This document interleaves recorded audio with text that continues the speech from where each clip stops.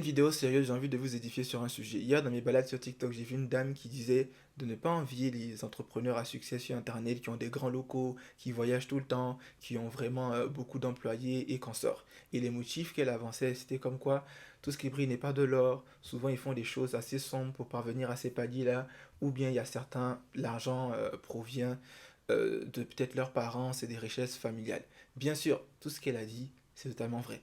Il y a une partie de ça. Mais je voulais insister sur une autre partie. Vous ne pouvez pas avoir le même succès qu'une personne qui a commencé le business depuis des années alors que vous venez de commencer. Non. Ok. Il y a un prix à payer. Je prends mon cas. Moi, j'ai commencé le commerce, je dirais, dans l'âge de 18-19 ans. Mais si vous voulez, beaucoup plus tôt, car au primaire, je vendais des choses à mes amis. Donc, c'est toutes ces connaissances-là, cumulées avec ces années d'expérience, qui me mettent dans la position où je suis en ce moment. Et c'est tout à fait normal que quelqu'un qui vient à peine de commencer, qui a commencé en un an ou en 2 ans, va pas avoir le même succès que moi. Bien sûr, il y a des personnes qui commencent une activité en un an, en 2 ans, qui ont un gros succès, mais on les appelle les 1%, parce que la probabilité est un peu faible. C'est possible, mais c'est un peu faible. De manière normale, ça va vous prendre du temps. Il faut vous développer des skills, il faut développer des compétences. Et toutes mes années d'expérience m'ont permis de développer ces compétences-là. Aujourd'hui, si je m'assois pour vous parler du commerce, de plusieurs secteurs d'activité, c'est parce que j'ai fait dans beaucoup de choses. J'ai fait dans les vêtements, j'ai fait dans les appareils électroniques, j'ai fait dans même la nourriture, j'ai fait dans des cosmétiques, les mèches, presque tout. Donc, c'est au vu de l'expérience que je vous parle. Et sur cette terre-là, rien ne vaut l'expérience, parce que l'expérience va avec le temps.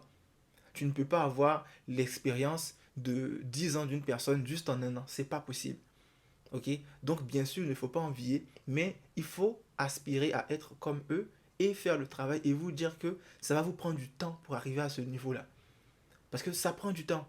Ok, c'est beaucoup d'années. Les gens que vous voyez qui ont réussi là, on met la catégorie des personnes que j'ai citées en premier à part, mais le reste, ce sont des gens qui ont travaillé là-dedans pendant longtemps. Ils ont travaillé là-dedans pendant longtemps. Si aujourd'hui ils arrivent à faire des choses que vous qualifiez de incroyables, c'est parce qu'ils ont pris du temps à faire cette même chose-là jusqu'à devenir un expert là-dedans. Vous comprenez un peu ce que je veux dire? Là, si on parle plus de développement personnel, il y a une TikTokeuse aussi qui a parlé de ce sujet-là qui est très intéressant. J'ai pas envie de faire d'erreur, mais je vais essayer de vous expliquer. Vous avez l'incompétence inconsciente. C'est-à-dire que tu ne sais pas faire quelque chose et toi-même tu n'as pas conscience que tu ne sais pas le faire, ça te dit rien, bof, tu t'en fous. Après ça, vous avez l'incompétence consciente. Ça, c'est plus intéressant parce que tu es conscient que tu ne sais pas faire la chose. Tu ne la maîtrises pas, ok? Tu es conscient de ça et c'est ok. Le troisième palier, c'est la compétence consciente, ok?